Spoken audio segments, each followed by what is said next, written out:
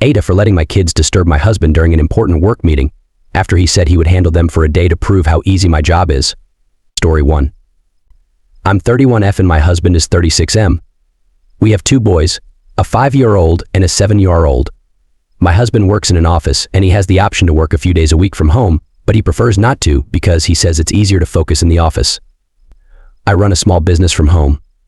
I don't have a lot of daily work, just some emails and planning maybe 3 hours a day, but the business does make about 1/3 of our household income. But my younger son is home all day and just dealing with him takes a lot of energy. He's really high energy and will probably wreck something if you leave him alone for an hour. And then the older one comes home at 3 and both of them are with me until 8 or 9, which is when my husband usually comes home. A few days ago I was really tired and I didn't make dinner.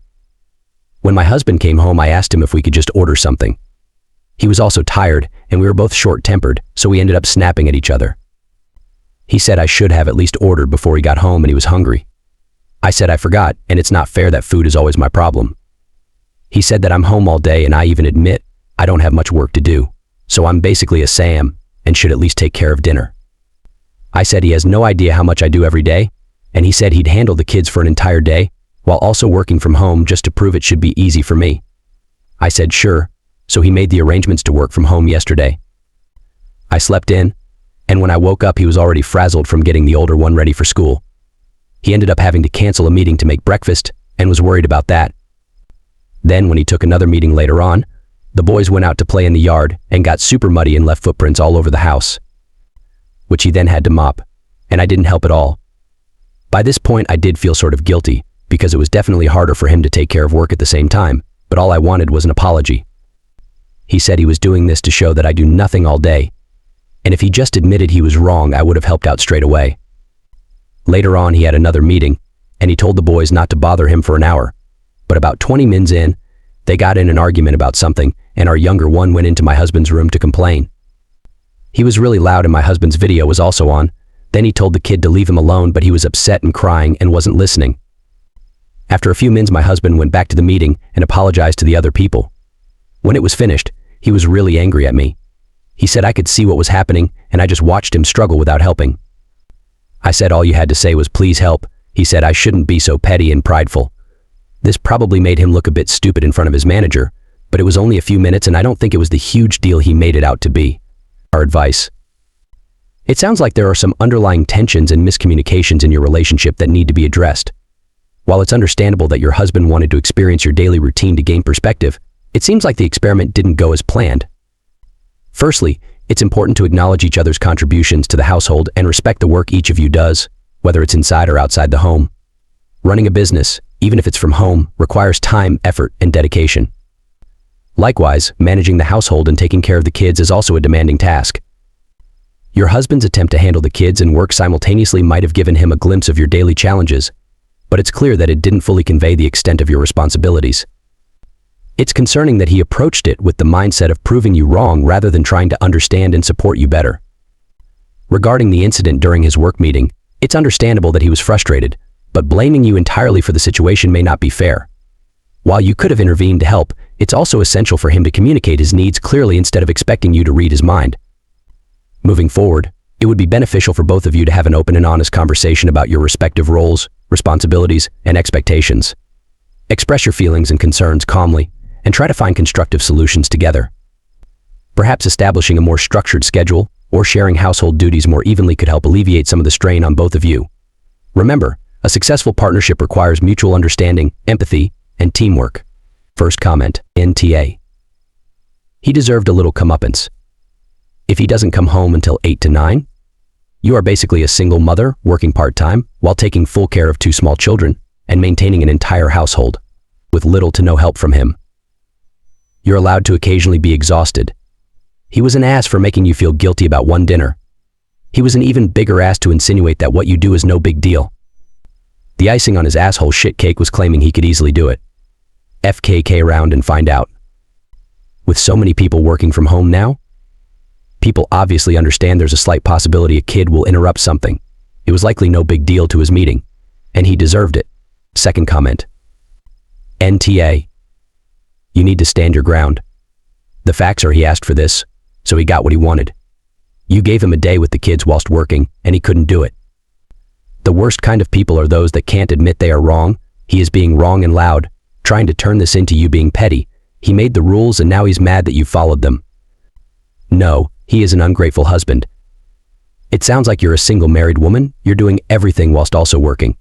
Why does he come home around 8 to 9? It also means he isn't calling to check in because he could have known to order food before coming home. You're doing everything, and he also wants you to anticipate his thoughts which contradict his words. You need to stand up for yourself. He should become an equal partner, active parent, and respect your contributions. Because, honestly, you seem to be managing fine without him. He needs to realize that. Story 2. AITA for refusing to take my nephew's girlfriend out for pizza? I 35F invited my nephew 18M and his girlfriend 21F over for dinner tonight. I do this with my niece and nephew and their so's every few months, just because it's a good way to catch up on things. I like to cook and they enjoy home-cooked meals without having to lift a finger, or do dishes. Young people with full-time jobs I get. They don't cook every night. My nephew has a new girlfriend and I invited her along, since she is an extremely picky eater, not because of mental health issues or EDS or anything, just extremely picky. I asked her beforehand what she liked to eat and catered a full meal to her liking with her food preferences. I spend the whole day doing groceries and cooking today as it's my only day off from work, and like I said, I enjoy cooking, so I do not mind this at all. And I also invited my mother so she can see her grandson, and I always make way too much anyways.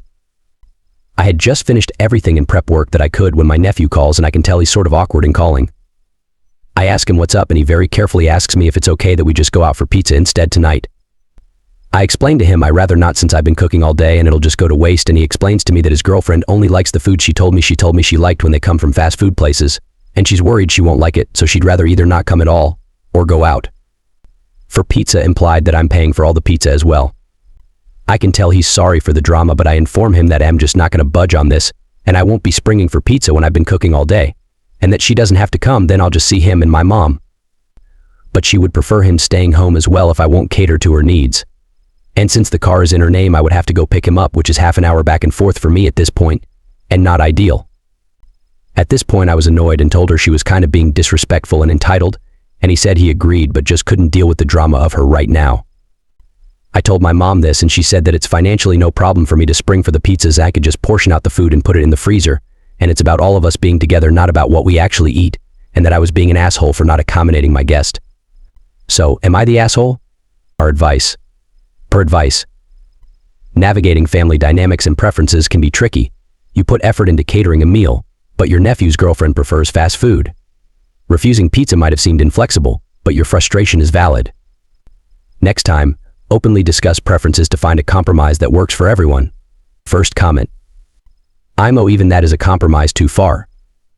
If I made a big dinner inviting guests over, and I spent all day cooking going by what one particular guest told me of their food preferences, I would feel massively disrespected if they then brought over their own food instead of eating the food I made for them. Obvious exceptions for special dietary needs though. If I was already catering the dinner to this one person, there would be an attempt to match their dietary needs so that they wouldn't have to bring their own food. So me personally, I would not compromise by saying she can bring her own pizza. She's already being massively disrespectful considering she has no special dietary needs and the whole dinner has been catered to her stated tastes. No way would I, in Ob's position, let her commit further disrespect by bringing outside food to the meal.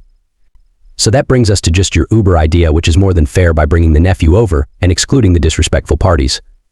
I'm glad that Oppie ultimately went with the Uber route. Second comment. Bala, NTA. I am autistic and have food aversions. It is not other people's responsibility to accommodate me. You went out of your way to cater to her, and she failed to communicate how she only eats fast food. That's on her. You did everything right as a hostess. Do not buy her a pizza. That sets a precedent that her behavior is acceptable. It also puts your nephew in a spot where he will feel it's appropriate to advocate for her in this way. It isn't. The girlfriend needs to learn the responsibility is on her. More update 1. Update: wow, this blew up more than I thought it would. I ended up following the advice given here and texted my nephew that if he still wanted to come by himself over, I'd spring for an Uber for him. He basically just texted me a bunch of hearts back, so he also loved the idea. I also ended up telling my mom the dinner was off. That way I could have the alone time with him. As he is also my godson, we're very close. He said girlfriend wasn't happy he was leaving her for the night, but apparently he had told her to stick it because he was over her drama. We had a great dinner together, the two of us, and he talked a lot about his doubts in his relationship and is considering breaking up with her, not just over this but many other things. It ended up being a really fun evening, just the two of us, and I send him home with a big batch of Auntie's special brown butter brownies, just yummy, special not special D, before you all ask LOLL. So thanks everybody for all the great advice. 3. Small edit, since people keep asking me.